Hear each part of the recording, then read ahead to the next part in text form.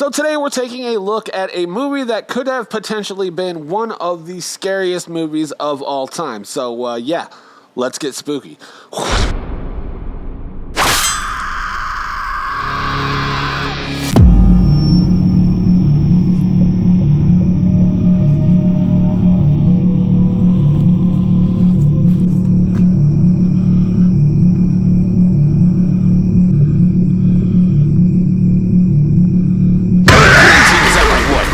Nightshade. This is The Night Shift, a home for all things spooky, and today we're going to be talking about Sinister, released in 2012. Now, Sinister is one of those movies, like, I wasn't in a rush to go to the movie theater to see it, but after a lot of people that I knew in my life at that point in time said they saw it, and they said it was a great and genuinely terrifying movie, I decided to go and check it out. The first time I watched it was in theaters, like at a matinee before work. I remember thinking that it was an okay movie, like it wasn't as scary as everybody else was making it out to be, though it does have some moments of genuine terror and genuine dread and unease, but also there's some very weird choices that the directors made in this film that kind of take away from the terrifying bits. This is another one of those kind of movies where, like, the things that are good are great, but the things that are bad aren't very good at all. So I just watched both of those movies for this review, and yeah, really excited to get into it. So let's go ahead and do that. So for this review, I'm actually going to break this down into 3 segments: the positives, the negatives, and in this one we are going to have a gray area. Things that weren't bad, but they weren't good. They were just kind of in the middle for me. But like all the videos, we always start off with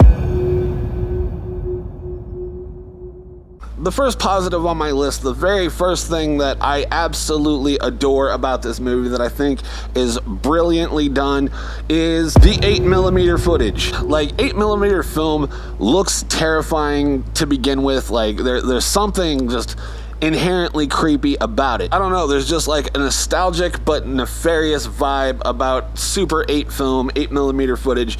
It looks very grainy and it looks very terrifying just on its own, even whenever it's like an unassuming sort of thing. And then in this movie, you know, we've got heinous acts happening in this 8mm footage, which genuinely sends chills up my spine. I'm one of those people that really loves found footage movies. I think they're genuinely terrifying because they feel real. It's easy to allow yourself to believe that this is real because it looks like something either you or myself could have filmed, and then with all these horrendous, heinous acts, it just makes the creep factor go way, way up. This is one of those things that, like I said in the intro, you know, the things that it does right, it does great. And with all of the 8mm footage clips, this hammers it home. Like, if we would have had this and some other stuff taken out, I think this could have genuinely been one of the most terrifying movies that we had ever seen in all of horror. But it's not just the creepy visuals that do it and really hammer this home. In order to have a really solid, terrifying moment of dread, it's not just what you're seeing, it's what you're hearing, which brings us to the next positive, which is the sound design. There is just something not right about the mix that they created in all of the 8mm film sequences, not just there, but also in the rest of the film, like scattered throughout the film.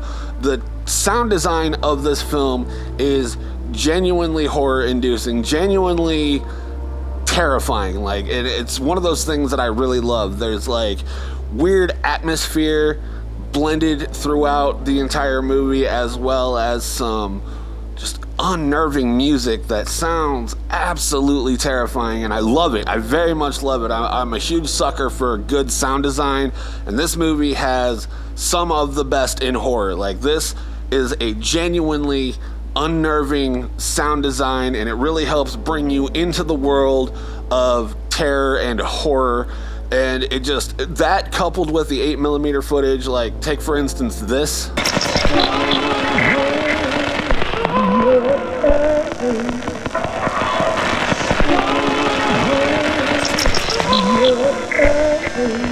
Like, you need every single one of those elements to get you genuinely unnerved the way that this film does, and they do it very well. They do it very, very well in this film, and for that, I gotta commend it. The sound design and the visuals of the 8mm footage, that is all just top-notch, grade A horror. But you know, great visuals and great sound design pale in comparison to the next positive that we have, which is the story.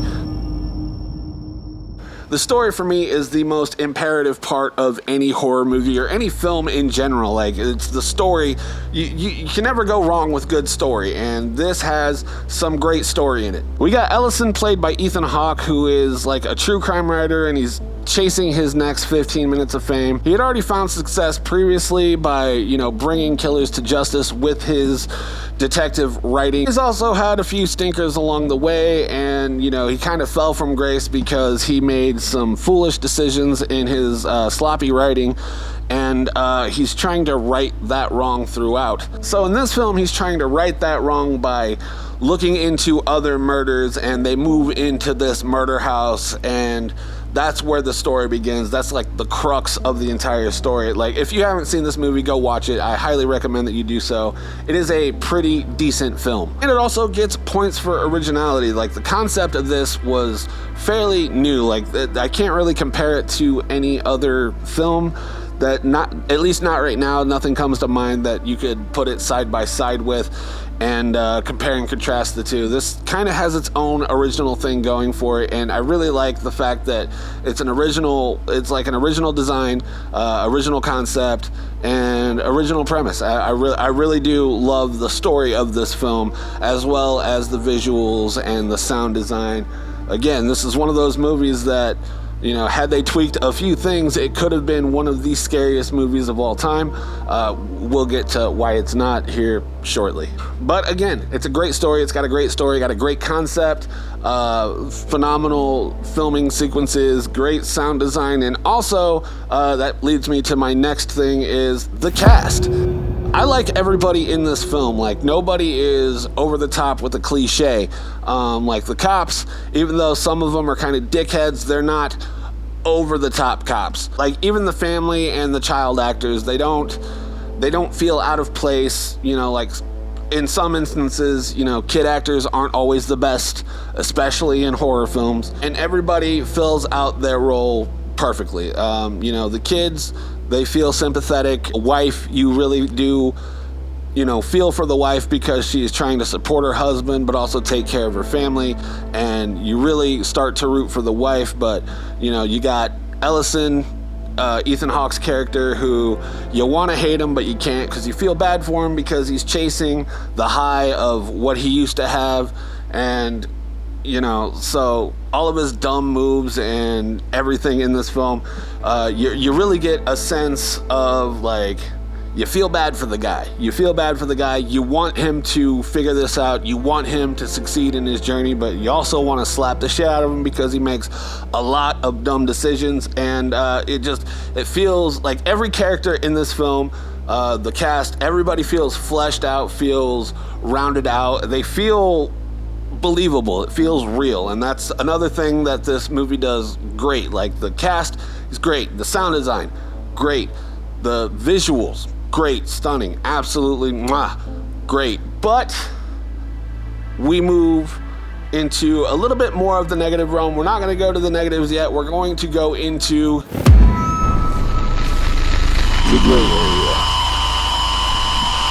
So as I stated, the gray area, it's not a negative, but it is definitely not a positive. It is somewhere lost in the middle. So up first on my gray areas list is Bagul.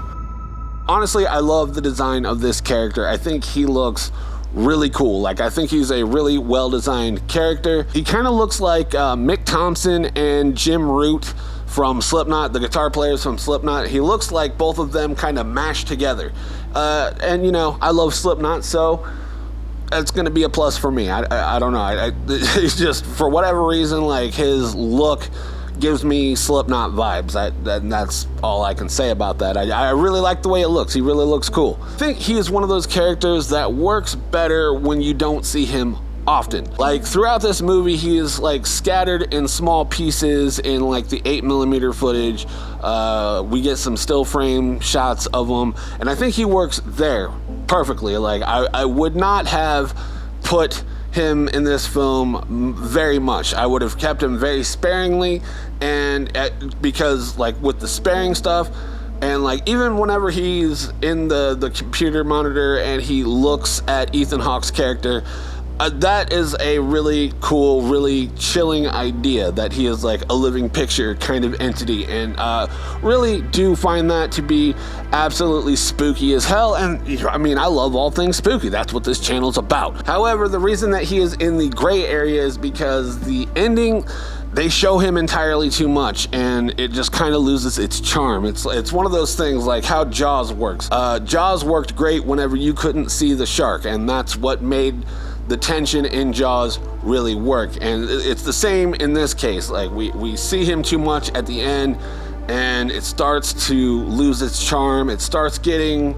not really corny, but like it just loses some of the mystique and some of the terror that, you know, like seeing him in a distorted, grainy image, that was cool, but like seeing him up close and personal and in full HD resolution, it just kind of loses some of the mystique and the fear that came along with it. And yeah, so I probably wouldn't have put him too much in the film, and we're gonna talk about this on Friday because they show him entirely too much in that movie. But yeah, let's stick on subject. Nightshade, come on. ADD much? Like, I think it would have just worked a little bit better had we dialed back how much we saw him at the end of the movie. I think, you know, theater of the mind is a lot. It goes a very long way in movies. Like, you know, take for instance Halloween.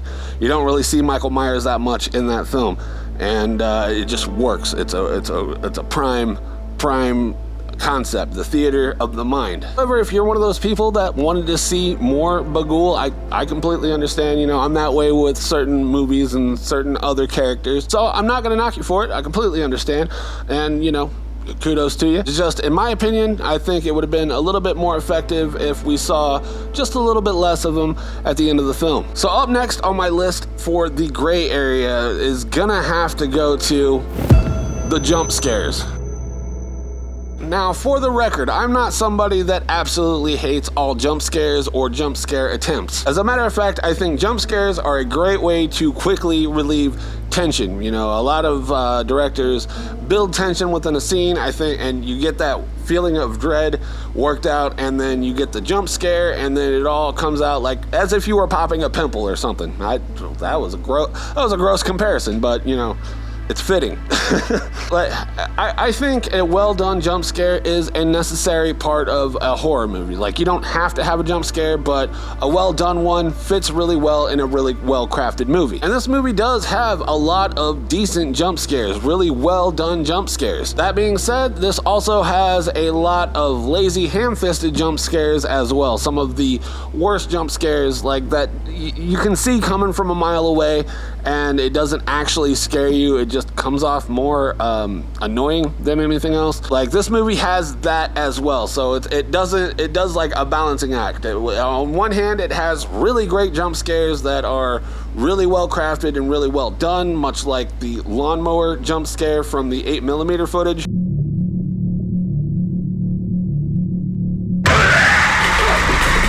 It's hit and miss. Like, there are some good ones, there are some bad ones, and that's why the jump scares definitely had to go into the middle of the gray area segment of this video. So that's just gonna about do it for the gray area. We just had two things that I'm a little nitpicky on that I think could have been, you know, better, but it's not the worst. But now it's time we move on to the worst of this movie and start off with the negatives. And the very first negative for me absolutely is going to be the ghost children. This movie has so much going for it that is good, and then it's like a studio exec was all like, you know what, I read on a list that people are scared of ghost children, so you should put ghost children in your film and do like this really weird ghost children sequence.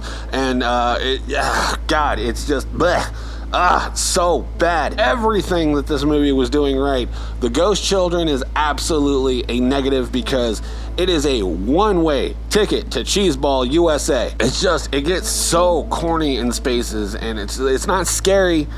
It's corny, and like the sequence where they're all in the hallway and the ghost child is by Ethan Hawke's character, and just doing like weird faces, looking and running down the hallway, and it's so bad. It looks so bad. It looks so corny. It's so cheesy. I hate it. I hate it so much. Whenever I started watching this movie again, I was like, man, they did a lot of good things with this film. And then that Ghost Children sequence really ruined a lot for me. I was like, oh, that's why this doesn't get much more praise than it should, because they really dropped the ball with the Ghost Children. That makes sense. Okay, I understand now. I don't know if they were trying to capitalize on the popularity of like The Grudge and The Ring, because those movies people thought were terrifying, so they were like, hey, let's jump on some Ghost Children phenomenon films, make a quick buck, because people are terrified of Ghost Children, so let's throw them in here haphazardly. Like, I'm sure they could have kept the Ghost Children in the film and just dialed back the cheese a little bit, and it would have worked a little bit better. But for me personally, I find the Ghost Children sequences in this film to be absolutely terrible. Like, terrible. I don't know. It's just not my thing. Like, I think you can definitely do good Ghost Children in movies like The Ring and like The Grudge. We'll talk about those sometime later in the year. But man, the ones here just aren't good. I don't find them good in the least, and I don't find them terrifying at all. I don't find it scary. I just feel like it's forced and corny, and it doesn't work for me in this movie. So up next on my negatives list, and this is the last one on my negatives list, it's gonna have to go to the ending. So the ending for me is perhaps the biggest wasted potential here. Like, they went for a twist ending, which was very popular back in like 2012, like 2007 to 2012. Twist endings were like the biggest craze because of M. Night movies. He popularized the twist ending, not the first person to do it, but he's one that made him really popular in the early 2000s, in the early 2010s as well, and it feels like every movie wanted to have a twist ending, and so Sinister decided we're going to try to do a twist ending here. Turns out all the victims and all of the Super 8 footage were being murdered by children, and the children started murdering these people after they moved out of their previous home. So it was creating a circle and creating a big, pentagram looking thing, Bagul's symbol on the map. So like, it was tracing out a perfect picture of Bagul's symbol, marking whatever pentagram looking thing. And so we see Ethan Hawke get poisoned by his daughter because they move out of the house, so that's the twist ending. Oh, it happened, the children are the ones doing the killing, and it only happened after they moved out of the previous homes to wherever. And that's what happened to all the rest of the families, so that's what would to happen here. And we see it all play out in real time, and the daughter of the family is like, oh, sorry daddy, I'm gonna make you famous this time, blah blah blah blah blah blah blah, something super corny.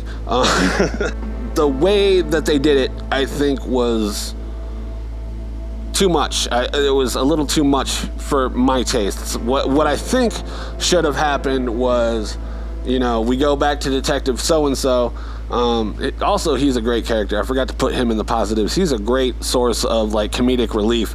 But I think the way they should have done it, this is my personal take, is Detective So-and-so getting a call that they'd all been murdered, him finding the 8mm footage, and we see it play out through that.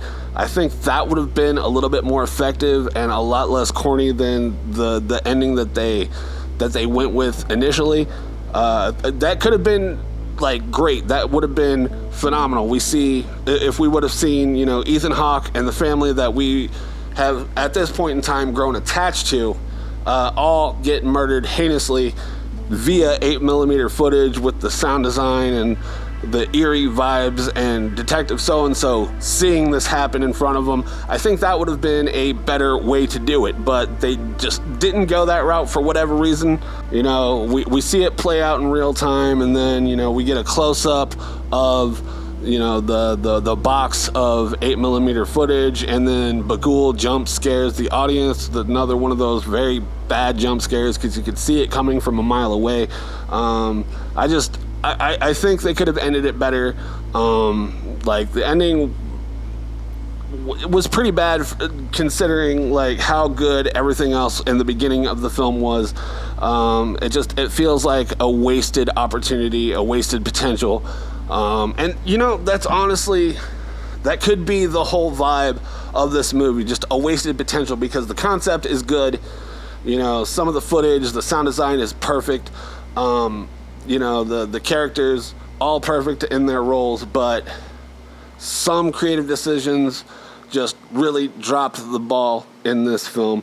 And that is very unfortunate, unfortunately. So that's it for the review. My final score for this, I think I'm gonna have to give this a 5 out of 10, because what hits, it hits perfectly, but what sucks just really sucks, and you hate to see it. You hate to see it. Definitely is one of those movies that wasted so much potential. It could have been one of the most iconic horror films of any generation. It'd be one of those movies that, you know, people were talking about through the ages, like all of the other timeless classics that you and I all know and love. And unfortunately, you know, through some poor creative changes or creative directions, whatever got in the way of making this film amazing, unfortunately, this is just going to be one of those films that I feel, unfortunately, is going to be lost to time. And it's sad to see, because it could have been so much better. So that's just gonna about do it for me. Let me know your thoughts on this film in the comments below. I look forward to reading those and seeing what other people got from this film, because, you know, on one hand, I do love a lot about it, but on the other hand, I do absolutely hate a lot about it. That's why we had to split it down the middle, 5 out of 10. If you like this video, let me know by leaving me a like. Comment down below what you want to see on the channel next. I will do my best to accommodate, and until next time, my name is Nightshade. This has been The Night Shift, and I will see you in the next video. Stay spooky, my friends.